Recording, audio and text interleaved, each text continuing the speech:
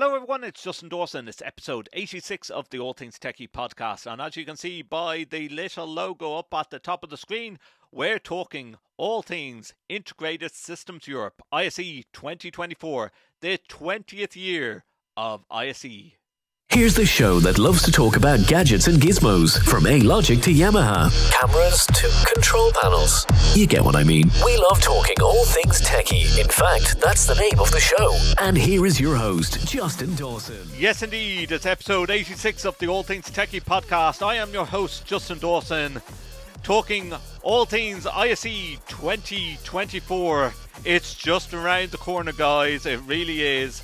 And if you'd like to get in contact with the program, you can do so by getting in touch with all the details at the bottom of the screen if you're watching on YouTube. And I really think if you're listening to the audio podcast, always go back and find us on YouTube. youtube.com/Justin_or_Dawson. Today I am talking all things Integrated Systems Europe, which is happening at the end of January, the beginning of February. And if you haven't booked your tickets, up there, see there? That's a code. You can register for free to ISE 2024 by using the code 4F for Frank, M for Mother, 8, J for Juliet or Justin, E for Echo, 3, J for Juliet. That's going to be on your screen if you're watching on YouTube throughout this program, because I have lined up. It's not easy to get all three people in the same room. I've lined up Mike Blackman, Managing Director of Integrated Systems Events, the guys who organises ISE every year, and David Labuskes. He is the CEO of AVIXA, the Audiovisual Integrated Experience Association, formerly known as Infocom, if you're that old to remember that.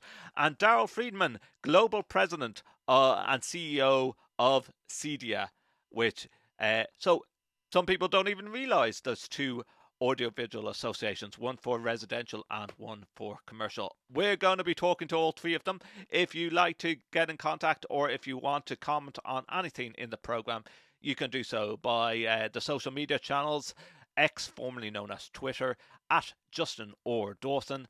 The show is at AV Tech Junkies. You find me on YouTube, youtube.com/at Justin_or_Dawson. And I'm also on Instagram, Justin_or_Dawson. Love to hear your comments on the program. And also want to also say that if you're listening to this program, I will be at ISE for the full week. I will be presenting from the influencer booth and doing a show every morning. And I also will be walking around the trade show floors. I have swag to give away, so please do stop me in my tracks if I'm walking anywhere. I hope to be able to stop and take some selfies. So do stop me in my tracks, take some selfies. I have some competitions running as well, and that will all be unveiled in each one of my programs while I'm presenting live in the influencer booth. So please do step by the influencer booth. Details at the bottom of the screen there of where the influencer booth is going to be. I believe it's in Hall 5, beside the AVIXA booth as well. So first off, Mike Blackman, great to have you back on the All Things TechIE Podcast. If you haven't met Mike or heard about Mike and his background, there is a previous episode of the All Things TechIE Podcast where we talk and go behind the spotlight of how Mike got involved in audiovisual. But Mike, I have to take a trip back to the early stages of ISE. I know we have talked previously and on All Things Techie, and you told me about your life with audiovisual. But here is, I'm going to embarrass him now, here is a great photo that's on the website of ISE at the moment of the young wannabe accountant of Mike Blackman. It's funny, everyone's picked that up. It was really strange. I left school and I was always good at math, and economics was one of my favorite subjects. So I thought, what do I do with that? And I thought, oh, listen, I'm going to be an accountant. And I got a place at university to become a certified accountant. It's a 4-year sandwich course, thick sandwich. You do 2 years then you do 1 year work experience, and then you do your final year.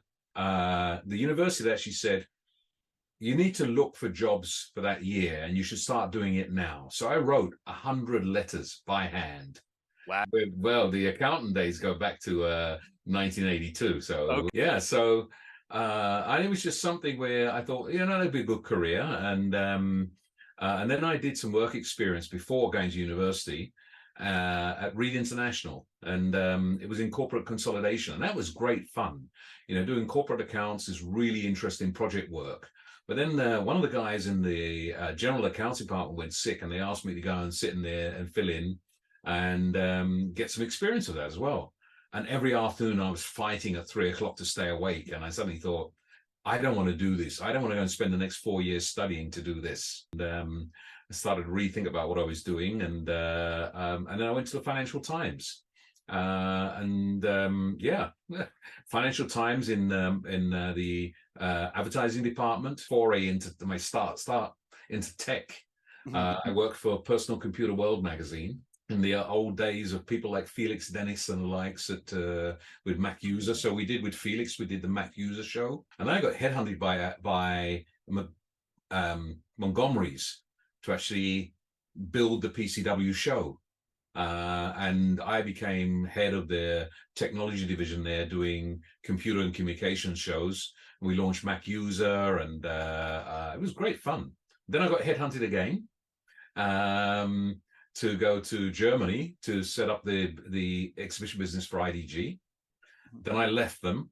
And then my old boss from IDG came and headhunted me to do this. Now, you have over 1,000 booths at ISE 2024, but I still remember reading, Mike, that at the beginning, when you started ISE, there was only 3 or 4 people in the team, and we're maybe talking about half a dozen, maybe a dozen booths. Am I correct? We had one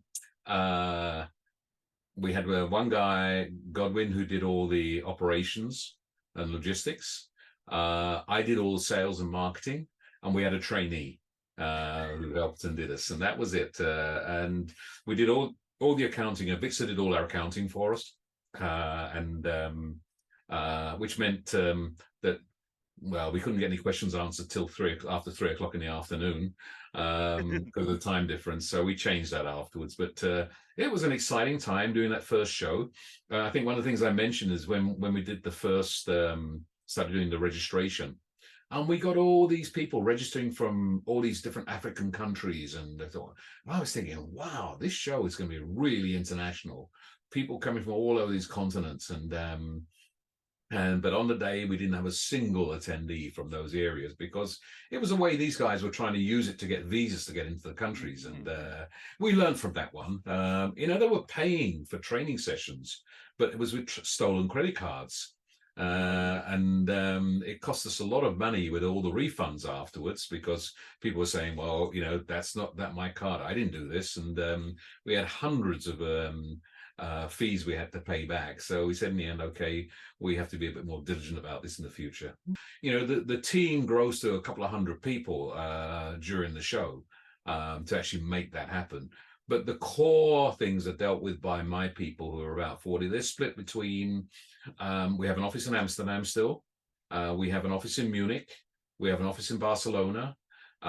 We've got majority of the marketing team sitting in the UK. We don't have an office there. They all work from home office there. And so we've had this decentralized organization for some years. It was actually quite fortunate when COVID happened, that we were so used to working using Teams and collaboration tools that it wasn't a big change for us. It just stopped the people in Amsterdam, Munich, and Barcelona going into the office and just working from home. And also joining us is David Labuskes. Thank you, David, once more for joining us on the All Things TechIE podcast and talking about ISE 2024. We don't want to keep on revisiting COVID, but COVID was really difficult. And I think 2023 of ISE, despite walking so much around the trade show floors, it felt such a vibe that ISE, we are back. It felt that way all the way through the actual event. It was great. It was terrific. I think it exceeded everybody's expectations. It's hard to even comprehend what it was like back then, right? I mean, it seems so distant, and yet it was only 6, 7 months ago, 8 months ago. The excitement that was in the fear, the joy to be together, the crowds. I know many people were challenged with some of the logistics at that show. I have to admit that the afternoon of the first day, I called my wife and I shared with her that I had spent a day managing complaints about the line to get into the show, and that it had been therefore the best day of my life for the last 2 years.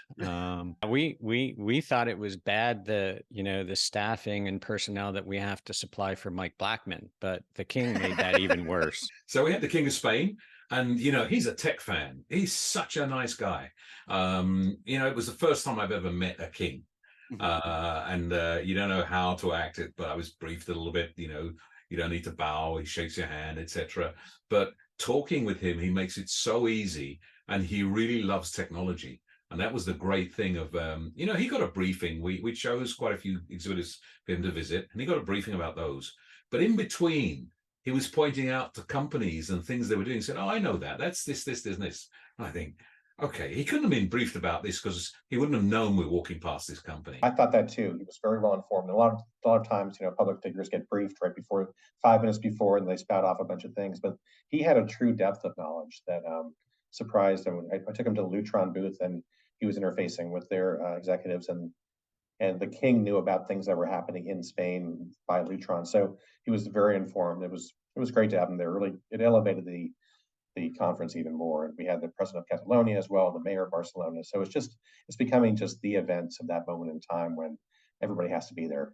Also joining us on the All Things TechIE podcast as we discuss IC 2024 is Daryl Freedman. Daryl is Global President and CEO of CEDIA. Now, first time joining us on the All Things TechIE podcast, so welcome, Daryl. A lot of our listeners wouldn't know very much about CEDIA. A lot of people know about AVIXA, CEDIA being the residential AV association globally. But first of all, you're quite new to the role, Daryl, so tell us a bit about yourself. I've only been in this job at CEDIA for about 2 years now.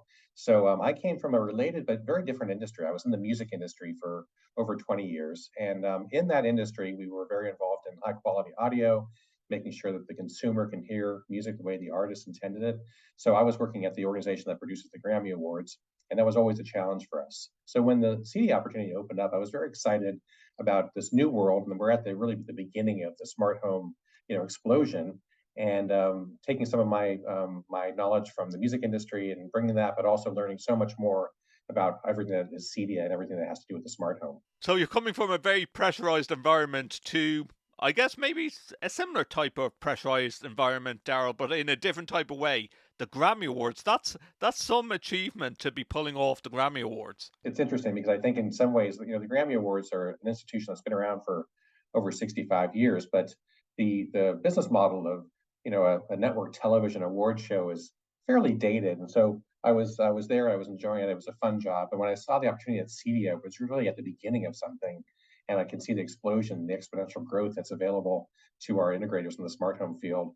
That was a little bit more exciting for me. So it was a bit of a pressure cooker having the microscope under you with a worldwide television show, but the CEDIA opportunity was just too good to pass up. And one of my portfolios with the Grammys was to oversee the wing that had the recording engineers. So these were guys that were very involved in high quality audio. And so when CEDIA was actually asked to endorse an earlier version of, the Grammys were actually asked to endorse an earlier version of the CEDIA immersive audio training, which we did. So I was very familiar with CEDIA. And when they contacted me to say, "Are you interested in looking at this position?" I said, "Of course, I know CEDIA. I love CEDIA." So I was already familiar with it. So I'm guessing You say that ISE is pretty new to you, Daryl, but I'm guessing with being involved as a member of CEDIA, you did a lot of the infocoms over in the States, and of course you have your own expo as well. 2 CEDIA expos, 1 infocom, and 2 ISE. So it's very hard to compare them because in the States, Infocom and CEDIA Expo are very different. CEDIA Expo really caters to the residential technology, where AVIXA caters to more the and Infocom caters more to the commercial sector. But ISE is it's this beast. I mean, it's both commercial and residential. It's gigantic. It's growing. It's just the place to be. So I think it's just kind of blew me away when I went the first time to ISE, and this last show was even more impressive. And the one coming up, I think, is going to be really, really groundbreaking and record-breaking. Do you find the European trade shows different, or and even your CEDIA Expo over in the States? Well, it's interesting because ISE, where CEDIA Expo is very focused on the smart home and residential technology. So I make a point of, obviously it's very busy. It's our show. I have a lot of meetings and events and things, but I make a point that last day of the show to actually walk the floor and see all the exhibits. At ISE, I really go much more further afield. And what's exciting about ISE is the breadth of the technologies and sectors that are represented there. So at ISE, I'll go experience a virtual reality room, or I'll go into the commercial sector or the gaming sector. It's just so broad. It really is fantastic for anyone to go there and just get a sense, in 3 or 4 days, you can really get a sense of this broad scope of the systems integration in the AV industry. It's really incredible. 30 or 40% of Infocom, I'm talking about Infocom attendees now, but only about 30 or 40% of them go to any other show. Right. The only show they go to every year is Infocom. But if they do go to another show, the most common one that's listed is CEDIA Expo. We love working with him. I love Daryl. I love working with him. He's a far more pleasant person than Mike Blackman. Yes, you're tuned to the All Things TechIE Podcast. I'm talking with Mike Blackman, Managing Director of Integrated Systems Events, the ones that organise Integrated Systems Europe every year. David Labuskes, CEO of AVIXA, and Daryl Freedman, Global President and CEO of CEDIA. Mike, I'm looking in the background of your video at the moment, and I see you have a picture of you with the Pope. But I have to ask you, who has been some of the people that you have met doing these trade shows through the years? What's been your highlight? Well, I think I've been in my career very fortunate to meet really interesting people in my lifetime. The Pope was quite special. That was in 2020, just before the start of the pandemic. We had a meeting of all the exhibition organizers in Rome. The King of Spain. For my sins, I used to organize all the Harley Davidson events in Europe, and so I've met people like Willie G. Davidson. Close your eyes and try to envision Mike Blackman on a Harley or Dave Labuskes on a Harley. The former is a lot easier to come to mind. Now, for people that haven't heard, Daryl, about CEDIA, what is CEDIA? Explain to the listener that mightn't have heard about CEDIA, the Residential Association. We have about 30,000 members from companies all over the world. And, CEDIA's job is to be the association for the smart home professional. So essentially, we're there for that residential technology integrator and the manufacturers who support them with those products. Our mission is basically advocacy, connection, and education. So the advocacy, it's all about being that voice for the smart home, representing our industry in front of the government all over the world, governments all over the world, and just being that representative to the designers, the builders, and architects. Connection is really about the trade shows and the events that we do, bringing people together. And the last piece, education, what you mentioned. We have incredible certifications that are globally recognized now, ANSI and ISO accredited, and they really range from cabling and wiring to integration systems to design to networking certification. So quite a breadth of educational offerings. CEDIA have their own training and certifications too. So explain a bit about, I know there's CTS, the CTSD and CTSI with AVIXA, but what training offerings have you got inside CEDIA? I think the CIT at CEDIA, the cabling certification, really the certification commission did such a great job with that. And it really is the foundational work for a lot of different industries, but certainly for the smart home industry in terms of low voltage. And the certification did such a good job that it was globally recognized and accredited by ANSI and ISO. So I think we're seeing a lot more interest in that, and we're going to be promoting that even stronger way to get more people really qualified to do the work. I have a question for you both, David and Daryl. Do you see residential AV and commercial AV overlapping? Like, especially on the fact that for the past couple of years we were working from home. I think, like, yes, you mentioned smart homes, Daryl, but do you think the smart home environment and the work in life environment made the commercial and the residential AV come very close together? I think in some ways that's true, and I think it depends, right? I'm sorry to sort of give that soft answer, but yeah, I mentioned I just came back from Mumbai for our Infocom India show, and you look at a marketplace like India, and there's, although fastest growing marketplace for AV in the world currently, it would be hard to find an integrator in India that doesn't do live events, commercial, and residential AV. I think Dave would agree, and I think if he doesn't agree, he'll certainly let me know. But I think there is a little bit of an overlap for both. When you mentioned COVID, I mean, I think COVID was a very illuminating time in our industry because people realized, first of all, they were stuck in their homes, but they realized that their homes could be everything. So I really believe that CEDIA provided an incredible and really important service during that very traumatic time in our planet when people could actually do the things they need to do from home. So CEDIA integrators were recognized by the United States government as an essential business. They could continue to work, come in the home, and help people connect with their businesses, but not just that. They were connecting with their children, connecting with their schools. They were not going to movie theaters. They had to have AV systems set up. They were not going to the gyms. They had to have a home gym. So all the things that CEDIA integrators do were really kind of illuminated during that pandemic. And I think it showed the possibility of what the smart home can be.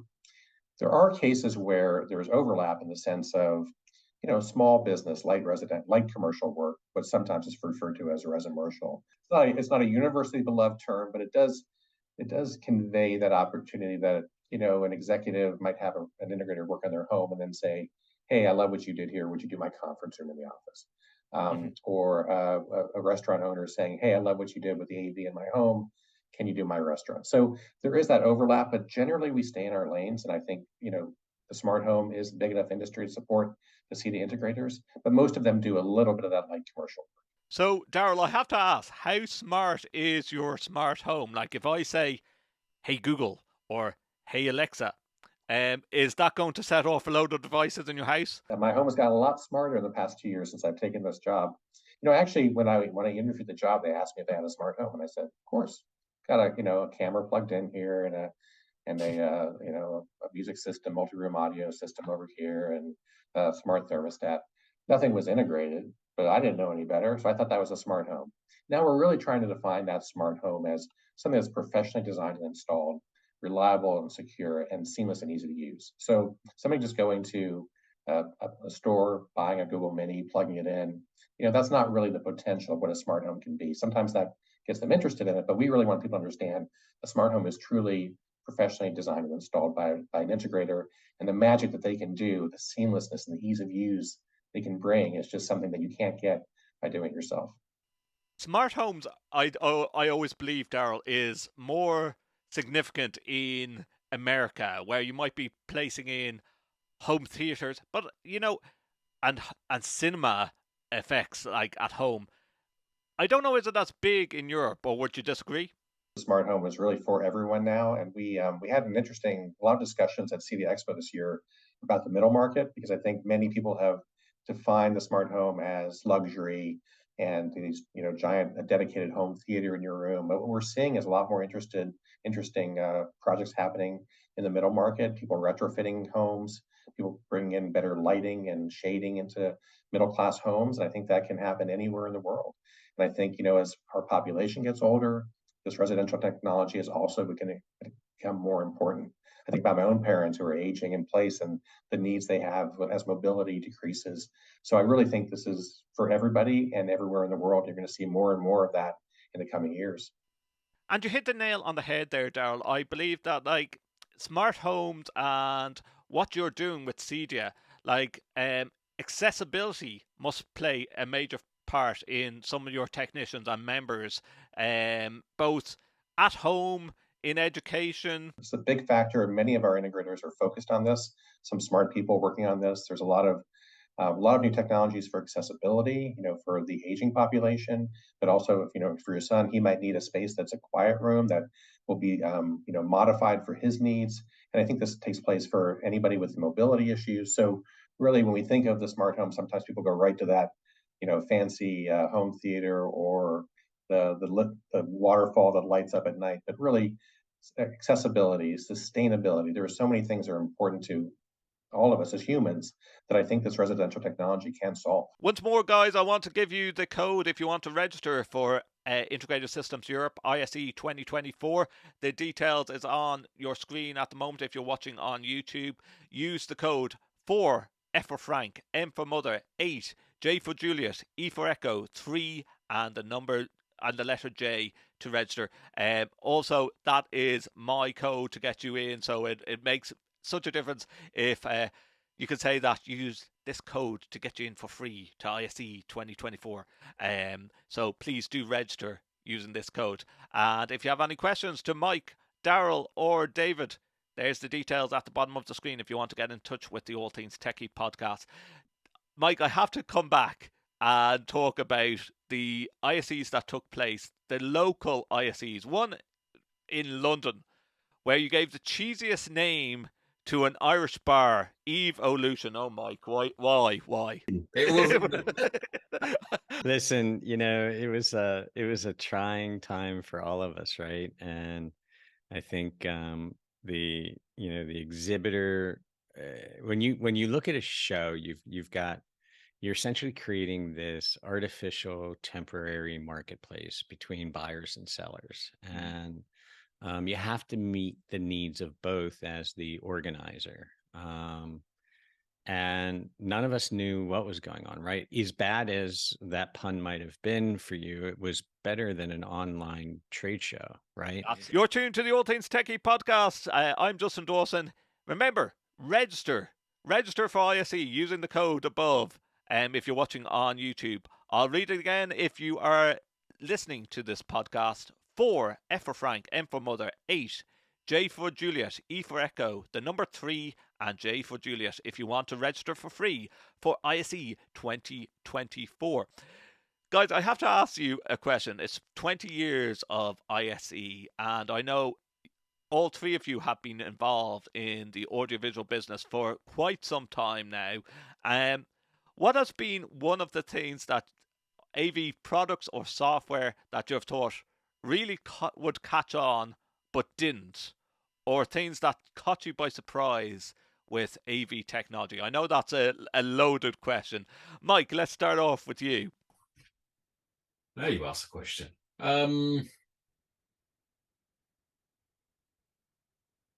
Looking on the centralized media service for delivery of film at home, that's something which I thought at the time, oh, that's really cool, that's going to happen. But there were so many licensing issues with that it hasn't really taken off. And with the advent of Netflix and the fact you get everything streaming has made that market a little bit difficult. What else? The 3D without glasses, TV stuff they had before where it was not the greatest. That's changing though. A visit 2 weeks ago, a company called Lavinia in Barcelona, and they put in a virtual studio using the Unreal Engine. And can you imagine? So before they were actually shooting an advertisement for Seat, and they had the car sitting there. And the first question I asked them was, because I saw the setup and they had 3 walls, and they had a LED wall on the ceiling. I looked and I said, I understand the 3 walls there, but why the lead wall on the ceiling? And they said to me, you see that bonnet there? When we're filming, it shows reflection. And then they showed me things that I thought, wow. They said before, when they were shooting a car advertisement like this, they would be, a couple of weeks. They get suddenly the light changes because a cloud comes, they have to stop and redo it, or the weather changes, they have to pause things for a couple of days. So they don't have that problem anymore. What used to take them 3 weeks, they do in 2 days now. Mm-hmm. They've got it in the studio, and they showed me. They said, so can you imagine that the customer comes in and he said, that road's a bit too narrow. Tap, tap, tap. They make the road wider. Oh, what does it look like if it's raining? Tap, tap, tap. Change it. The whole scene is with rain. Daryl, I'm going to ask you the same question. What has been an item or software or hardware in audiovisual that you thought has revolutionized audiovisual in the past 20 years? Well, be careful asking me that question. I thought the internet was a fad, so I may not be the best person, but certainly multi-room audio, which is something it's now expected in every home. I mean, there was a time when, and I missed to some extent, I think we all missed the needle drop of a turntable, and I still have a turntable and we still use it. But the idea that you can entertain in this way is, sort of the multi-room audio, which is something that I think has been game-changing for homes in the past 20 years. I think what the next 20 years we're going to see is lighting. I mean, lighting is not just about ambiance. It's not just about productivity. It's about your well-being, and it's so tied to our health. And so I think this kind of circadian lighting that's sometimes talked about, where you can really bring the outdoors in and really have your body in sync with the way it was supposed to be before the electric light was invented, when we were completely in sync with the sun. The new lighting systems that are coming, some already in the United States, like Ketra, that will be coming to the rest of the world. I mean, I think you're going to see those be a game changer for people's enjoyment of their homes, but also their health. The technology is changing daily, and our integrators are the ones who can really keep track of that for the homeowner and bring that expertise. And, when an integrator goes into a home, they're not asking them what products they want or what system they want. They're asking what their needs are. And then they can know what the latest technology is that maybe was announced the day before, and bring that into the homeowner's life and make their lives better. So it's a pretty rewarding experience with this technology changing as exponentially quickly as it is. And of course, the main keynote speaker, Mike, for ISE 2024 has been confirmed when we cut the ribbon, and we have the first keynote speaker. I saw Charmaine Obey Chinoy. I saw her deliver a keynote that just blew me away. She started off, she's an amazing person. She started off, I think about 15, decided she wanted to be a journalist. And having written some stuff, she then went to the editor of the New York Times and said, well, she wrote to him and said, I want to write this article for you. And he said, well, come and talk to me. He gave her a chance, and he was impressed, and he gave her a job. And she became quite successful as a journalist. And then she got bored. Well, didn't bored, but she said she wanted to do more, and decided she wanted to be a documentary maker, making films. And her first successful film was The Girl in the River. And it was about the honor killings that happened in Pakistan. And the result of her film was that they changed the law on how they deal with this. And then she made another one about the translators in Afghanistan who were left behind after all the allies left, and were being really ostracized, killed, all sorts of things happening to them after the Afghan war by the Taliban. And the result of that film, that documentary, was that the UK went back and gave visas to those translators and brought them over, and some other countries as well. But when you listen to the sort of things she's been doing and her mindset, you think, wow, she's a great presenter in how she presents her stories, but she's got great stories to tell. But the exciting thing as well is how she's actually creating content. The content she's creating, but how she's creating it. And the thing I think excites most people, she made Miss Marvel for Disney, and now she's going to be making next year she's going to be the Star Wars director.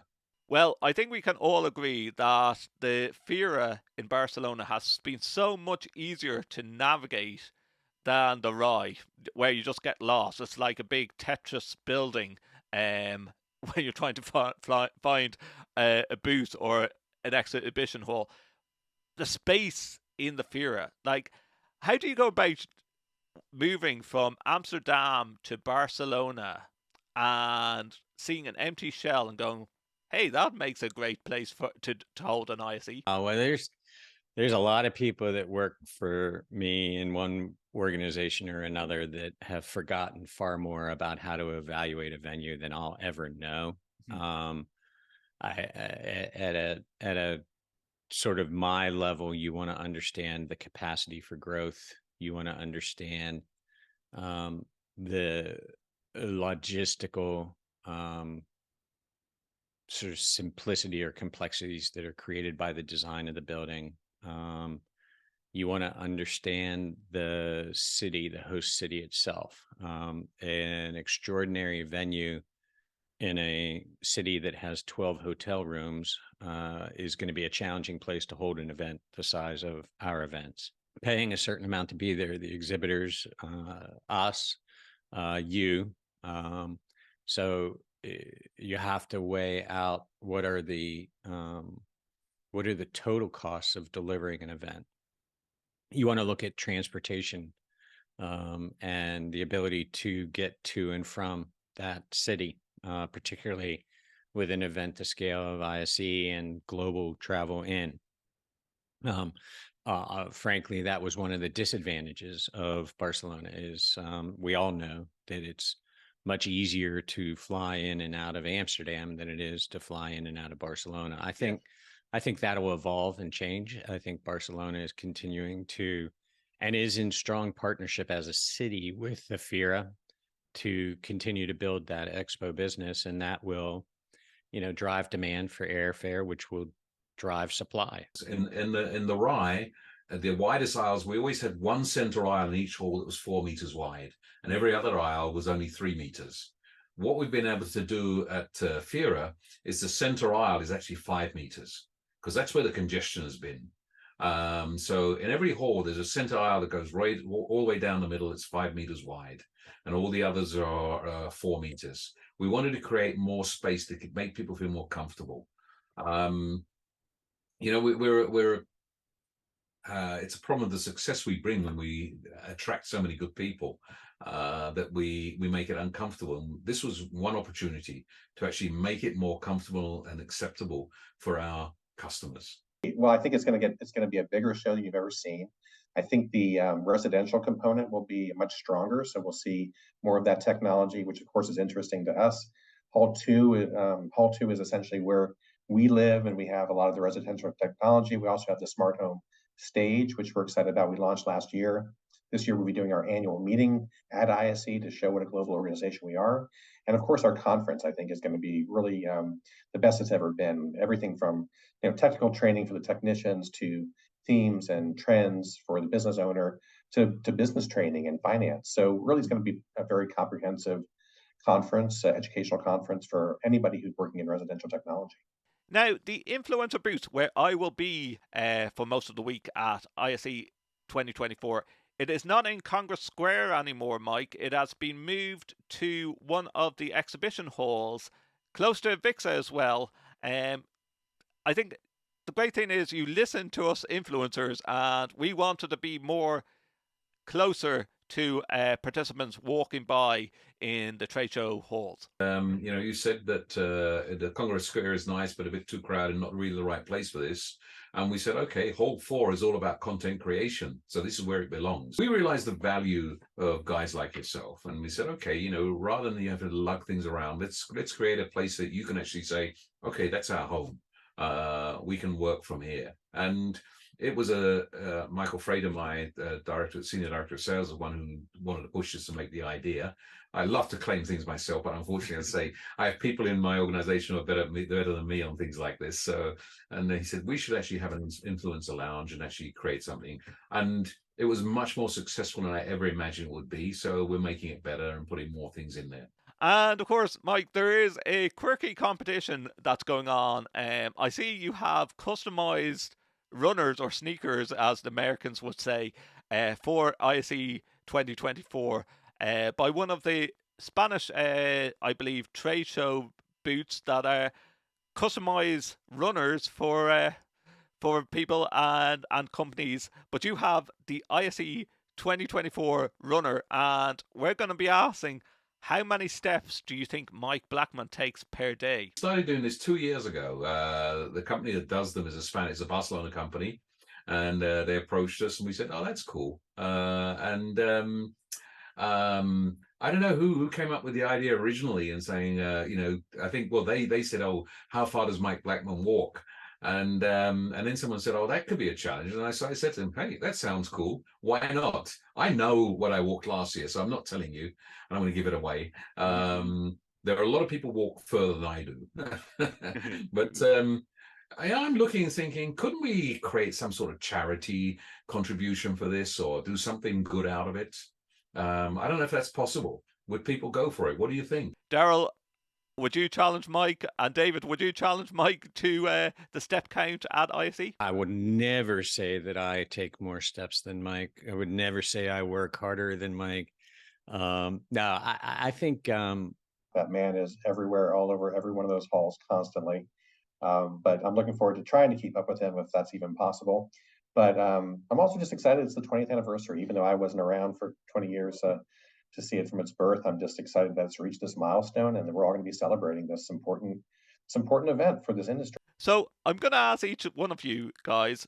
First of all, you are tuned to the All Things TechIE podcast. I'm talking with David Labuskes, from CEO of AVIXA, Daryl Freedman, CEO of CEDIA, and Mike Blackman, Managing Director of Integrated Systems Events, the guys that organise ISE 2024. And Mike has been involved in organising ISE for the past 20 years. I have to ask each one of you, what is an average day for you guys at ISE? Like, explain what happens when you step inside the halls of the fair. As I said, I'd like to look far afield from the residential hall and just see the technologies that are happening outside of my industry. Last year, I was really excited by the virtual reality piece, and you never know where Mike Blackman's going to pop up. I mean, Mike. I talked to Mike my first year at ISE. I had this long conversation with him. I didn't realize the whole time I was talking to his hologram. So I'm going to be a little bit more astute this time, and because I always wondered how Mike could be in two places at once, and I realized a lot of these are just holograms of him. So we're looking forward to seeing what Mike has in store for us. I think it's I think I experienced those events in a very similar fashion to most of the people, in that of course there is value and a unique opportunity to see manufacturers' solutions, see what the new products are that are coming to market, get a chance to really understand both the present and the future of the technology of the audiovisual industry, but more and more, the real value in an event like that is the face-to-face time together and the opportunity to reinforce relationships, to establish new relationships. I've heard exhibitor executives share with me that the meetings that they can hold in those 4 days are the equivalent of 6 months or a year of travel. And it's the same for me. So yes, we're anticipating over 50,000 people there this year, and I'll meet not with 50,000 of them, but it feels like it by the end of the show. The show environment like that is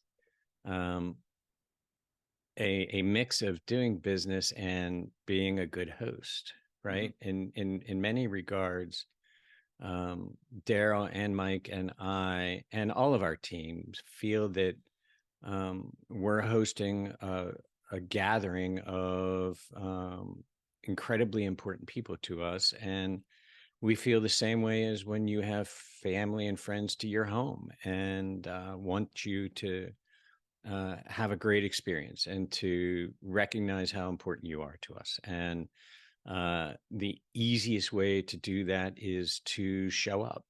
Yes. And so, yeah, it's their busy days, but none of us none of us that are involved in the delivery of that show, I think, regret those days. They're 18-hour days with breakfast meetings, sometimes starting at 6 or 6:30, or meeting with an influencer or press, and of course we're entertaining and attending social and networking events until midnight, 1, 2 o'clock.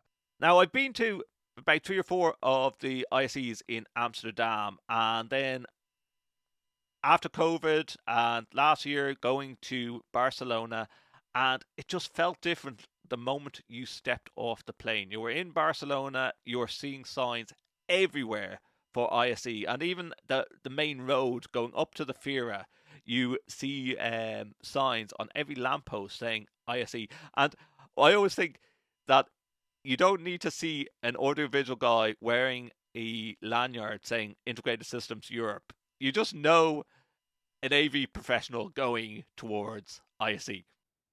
Last year we started a new we introduced an entire new process whereby AVIXA is sort of leveraging our core strengths and allowing Mike to leverage his core strengths, and have really engaged with and are now managing the content of the event. And so all of the between CEDIA and AVIXA, we're coordinating and facilitating and managing all of the conference infrastructure. I was really excited last year to see it delivered with the level of acceptance that it had. And I'm really looking forward to seeing how that portion of the show evolves. This is not a turn the switch and suddenly you have compelling content that can't be missed. But I think this is another potential value to attending that has been underutilized at ISE. I think a lot of people, when they picture Infocom, look at Infocom as a big opportunity to take classes and to learn and to be refreshed at a technical level, and less of that at ISE. And I've often been told that is because that's just not the way things are in Europe. That you have conferences and you have trade shows, and the two shall never meet, or rarely meet. And I'm interested in seeing whether or not more relevant, aligned, intentional content provides an opportunity to deliver a whole new layer of value for that experience there. I love the crowd. Of course, the crowd is great, and more people is better than less people, but only to a point. There is a truism there around the quality of the attendee, and ensuring that we bring meaningful attendees/buyers, and provide them with an opportunity to have a meaningful experience with the exhibitors. Otherwise, it's a trip to Disneyland that you do once because you want to see it, and then it doesn't deliver value. Well, don't forget, the All Things TechIE podcast will be at ISE all week long, and if you like to sponsor and advertise on the All Things TechIE podcast, there is limited amount of spaces still available. You will have the opportunity to have your name listed or logo listed on the bottom of the screen like now, because we'll be doing podcasts and live shows every day. We also will have a dedicated web page on the All Things TechIE podcast website, allthingstech.ie, dedicated to Integrated Systems Europe ISE 2024, where you will be able to watch any videos that you have missed. We will be streaming on LinkedIn, we will be streaming on YouTube, and if you need a media kit, a media pack of the All Things TechIE podcast, just get into contact with the program. The details are on the bottom of the screen. And don't forget, if you haven't registered, there's the code to register for free for ISE 2024. So guys, how big is this birthday cake going to be on the opening day of ISE 2024? I think it needs to be big because it's going to be feeding, even if we just use it for the staff party, it's got to feed a couple hundred people. So we've got some exciting things planned. There's still we're still trying to finalize some contracts, but we really have some exciting things which are going on in the show as well as outside the show as well. We want to make sure the city's happy with us. One of the things of being in Barcelona, we disrupt the city being there. And we need to make sure that the occupants, the people who are living there daily, don't start to resent us. And at the moment, they like the fact that ISE is coming to Barcelona. They like what we're contributing to the city. They like having us there, and they're welcoming us. When we take over, when we move in, we take over the venue, and we have to have it branded ISE. People should know ISE is happening in this venue. You come to Barcelona, and you know ISE is happening in this city, because they're putting us everywhere. And that's a really nice touch.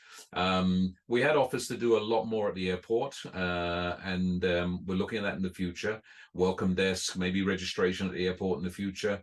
So that as soon as you come into the country, land there, you'll see ISE. That's, let's say in the future. It won't happen for ISE 24, but maybe 25 or 26. We'll see. Make sure you have your, must-dos, want-to-dos, would be like to-dos. My calendar, you talked about that early in this conversation, is color-coded with events I have to go to, events I want to go to, and events that are going on that would be cool if nothing else is happening. And I need to have them all in my calendar so that I can if I look down and I see that I have 15 minutes free, I want to be able to use it to its maximum value. Sometimes, my other piece of wise old man advice is sometimes the best utilization of that 15 minutes is just to sit down and reflect and or catch your breath or drink a bottle of water, because it is draining on people, and you do need to maintain your energy level. I guess the final thing I'd like to suggest also for those that come is recognizing that somebody in that FIRA is going to be there for the first time, and they're gonna not know anybody, and they're going to be interested in learning something or meeting someone new. And at the risk of sounding too greeting card-ish, the world could use some kindness, and so. Make a new friend by introducing yourself to a stranger, because they're an AV person or they wouldn't be there. You have something in common. And let's use this opportunity to be together to recognize that, if our industry is about connecting people to people, it's about delivering and creating experiences. And it really isn't too bold to say that as an industry, we can change the way people experience the world. And that's an opportunity, and in my humble opinion, an obligation for our industry, and we should take that time to do that. Well, thank you to David Labuskes, to Mike Blackman, and to Daryl Freedman for joining us on episode 86 of the All Things TechIE Podcast. If you'd like to get in contact with the program, the details are on the bottom of your screen. Register for free to ISE 2024. The code is at the top of the screen. I'm Justin Dawson, really looking forward to ISE 2024. I know it's still a couple of months away, but you still have to register. So please do so, and I shall talk to you in the next podcast. Goodbye. Thank you for tuning in to All Things TechIE Podcast, part of the Extreme Media Network. Follow us on Twitter at AV Tech Junkies. Subscribe to us wherever you get your podcasts. You can also watch our show on YouTube by visiting youtube.com/@Justin_or_Dawson. Previous episodes of our show can be found on our official site, www.allthingstech.ie. For advertising and sponsorship opportunities, please visit www.extrememedia.ie.